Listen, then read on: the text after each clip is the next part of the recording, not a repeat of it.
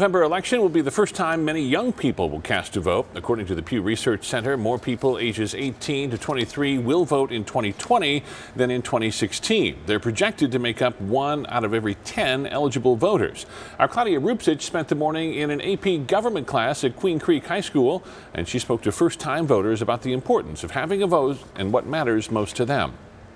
These are seniors at Queen Creek High School. Gerrymandering is happening. Today, they're learning about Supreme Court decisions that have impacted elections. The Equal Protection Clause. It's one of many lessons that they say have influenced how they see elections and voting in general. One of the biggest things that I didn't really take into consideration was that the Constitution completely is the basis of all of our laws and what a president should represent. I was one of those people who thought, this political climate stinks, there's nothing's going to happen, my vote doesn't matter, and I'm starting to change that. Most of them will be voting for the first time in the November presidential election. So growing up, there are a lot of different opinions and politics being thrown at me.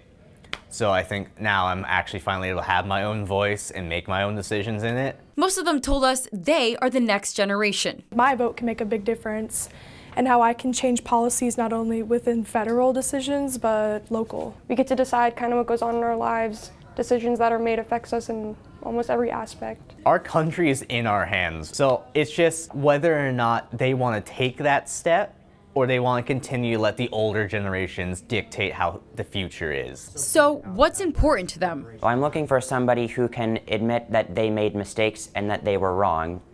Humility is something that all leaders need. I have certain alignments that lead towards Democratic, certain alignments that lead towards Republican, centralist.